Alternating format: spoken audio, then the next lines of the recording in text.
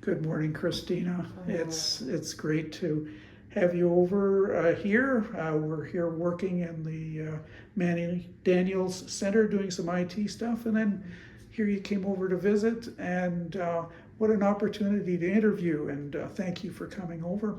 Can you tell me a bit about your background? What brought you to the Manny Daniels Center? Okay. I am an addict in recovery, and I'm also an ex-con. My journey started in my youth, and I joke that I started using hard drugs with a Cabbage Patch Kid doll on my bed, and I stopped as a grandmother. So the baby looked a little different, but here we are.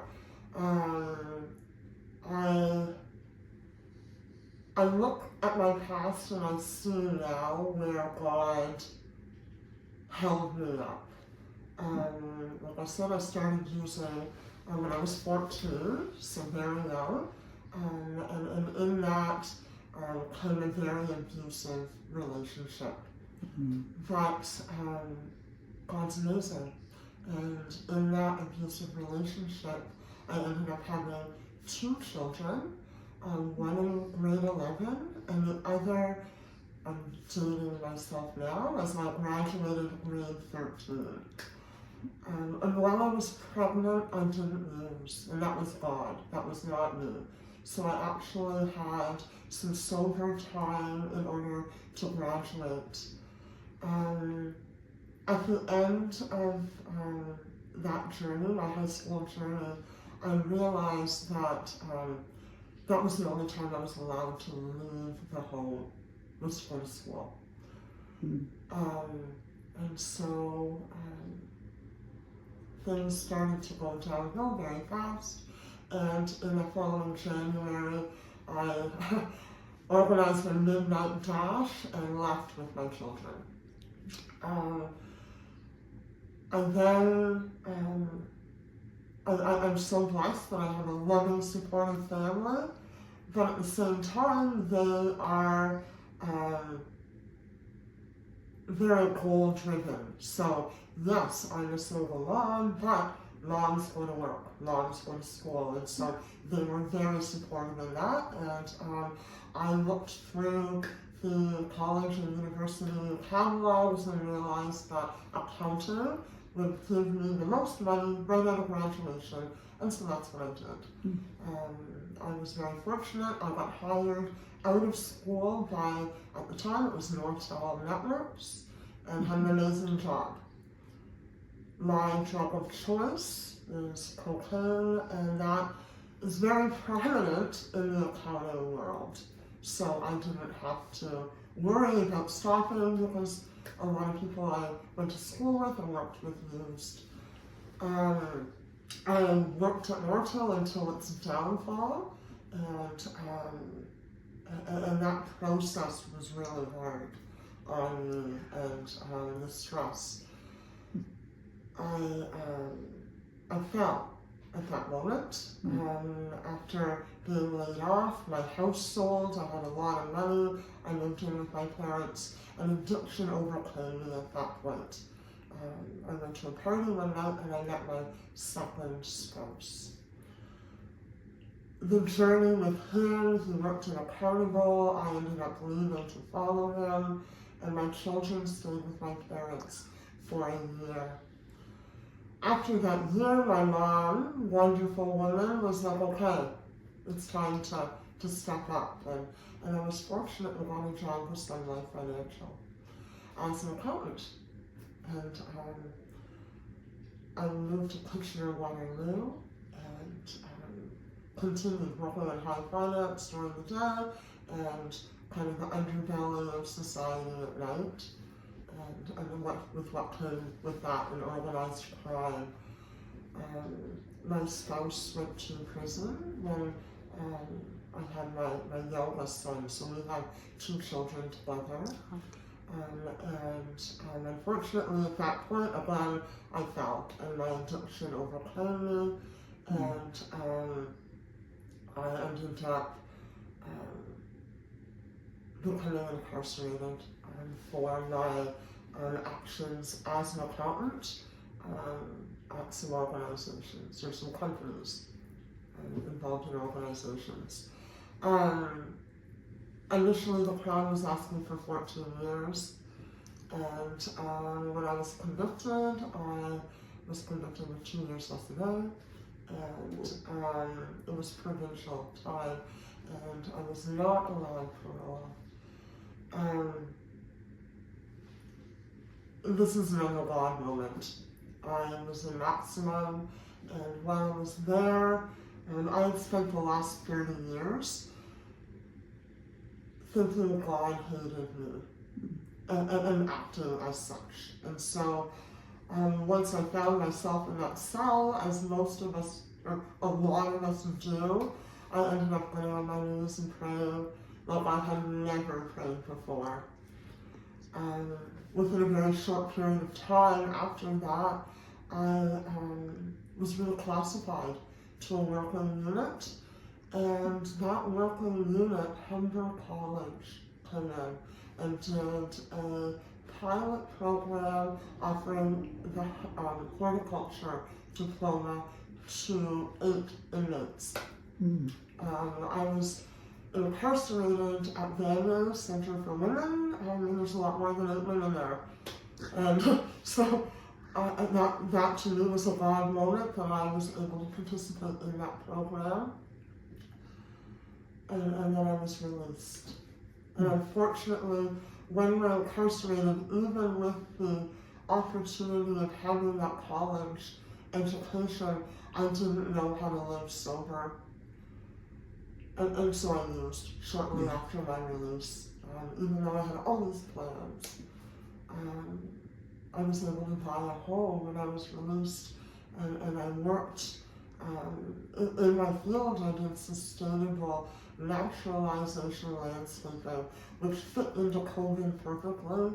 People were coming from the city to the country, they wanted natural environments, and I was able to provide that. But I still had this addiction that was weighing me down. In 2022, God actually put the result of my addiction in my face. I started having infections, and in the depths of my addiction, I thought if I wore a mask, no one would notice and it would heal. So I was an avid mask wearer.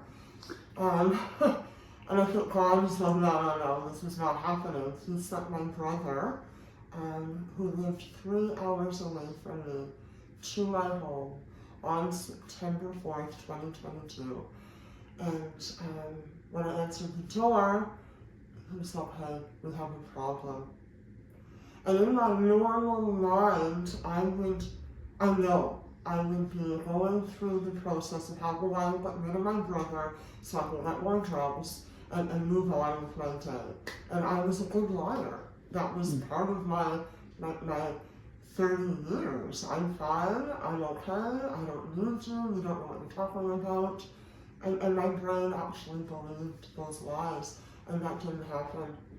I had this warm blanket wrapped around me, and to my surprise, the words that came out of my mouth was, yes, I have a problem.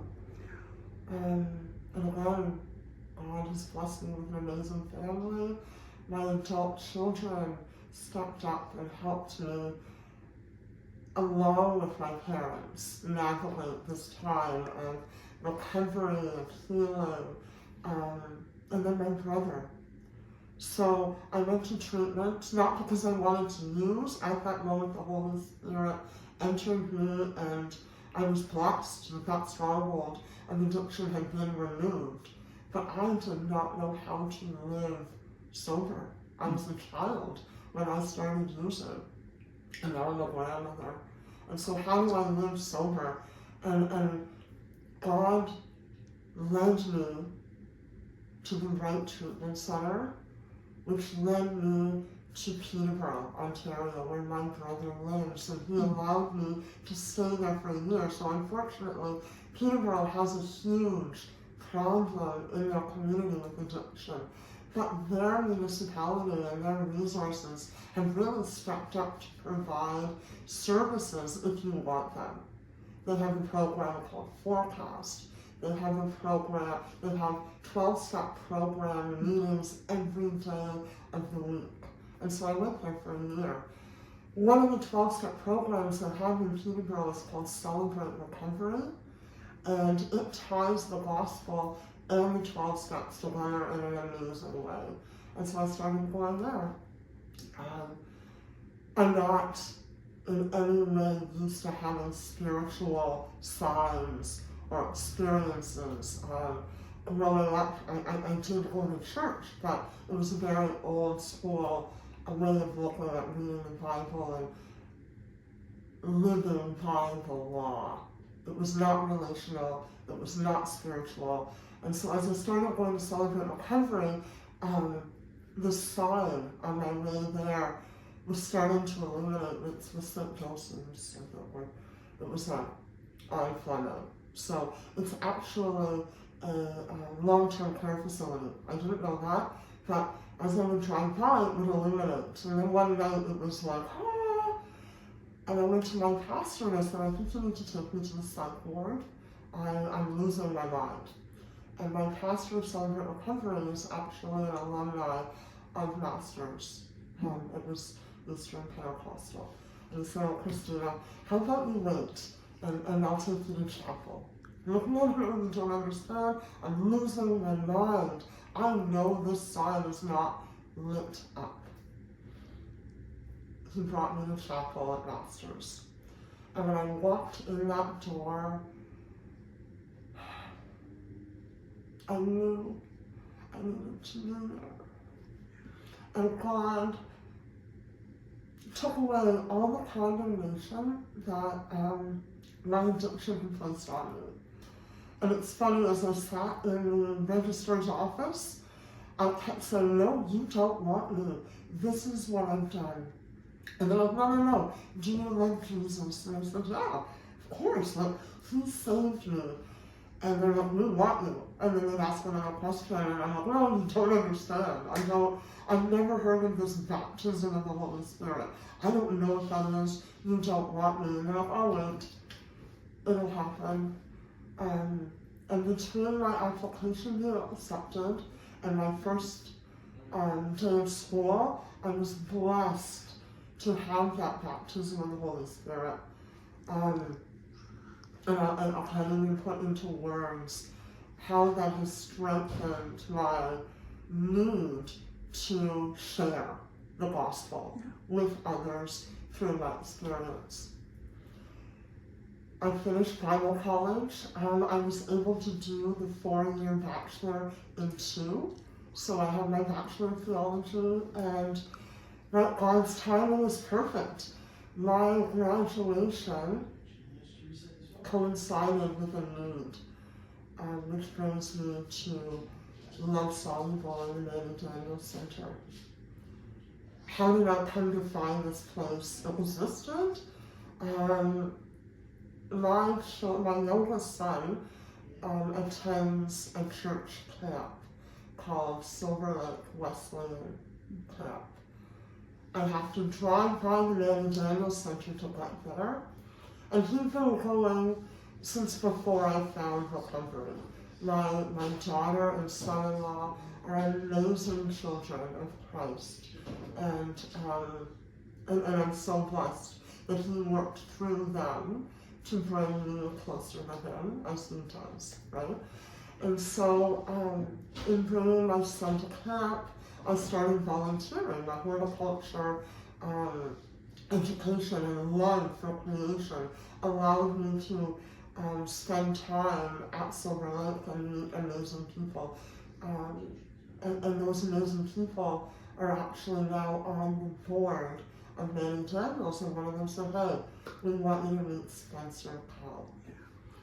And so I got to meet Spencer the summer before I graduated, and I was able to use my accounting knowledge to volunteer with the center and start helping them set up an accounting program and to do those things for them.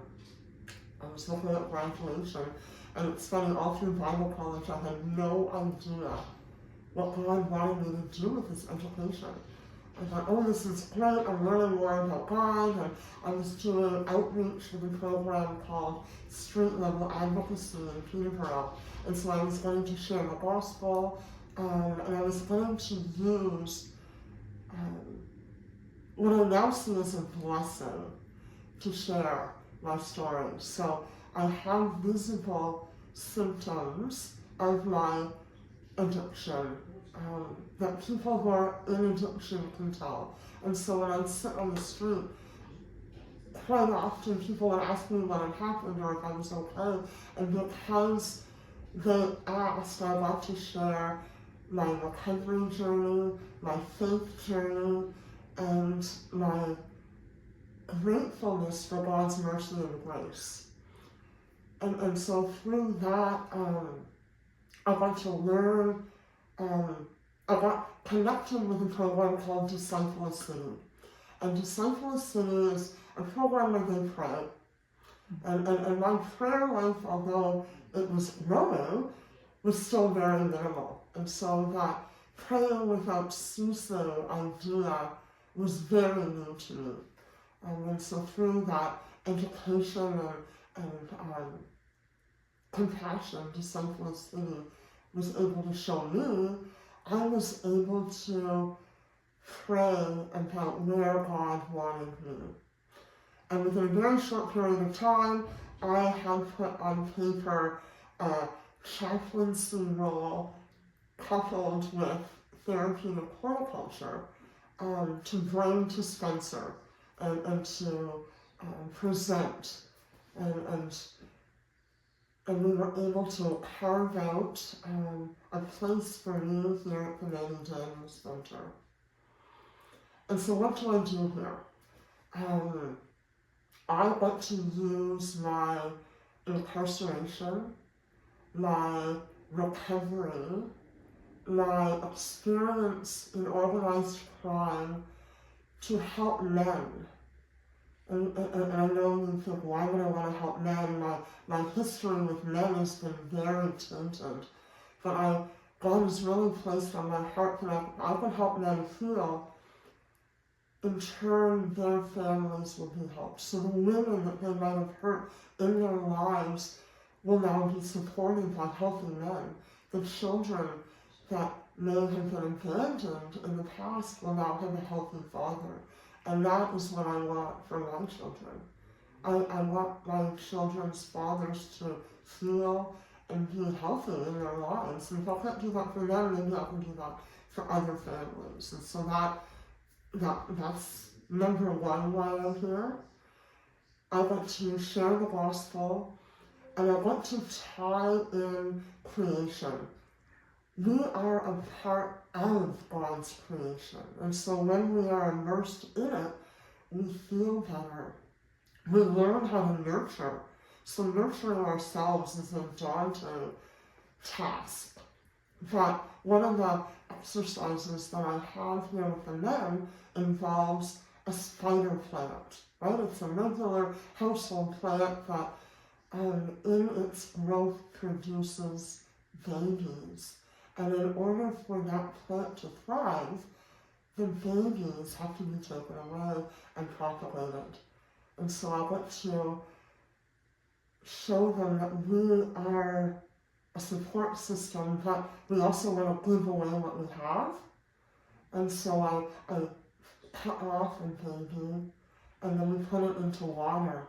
And so part of my chaplain, part of my devotional, when we do that, is talking about the living water and how Jesus is that living water. And so through that living water, we can grow roots. And so then they have a plant in the water that is rooted. And then they can take that plant and they can put it into soil. And that soil is developing a foundation. So a foundation of Christ and a foundation of recovery. And they then get to learn how to nurture something that's not going to be disappointed in them. It's not going to yell at them, and if it dies, we have more. And we can start that process all over again and look at maybe what happened, did you not water it enough? Or a lot of times what happens is they smother it, they water it too much. So we need to find that happy medium. And that needs to happen with us as well. In recovery, we need that happy medium of being gentle with ourselves and loving. And so that is what I do and why I'm here and where I came from. Thank you. Fantastic. Thank you very much.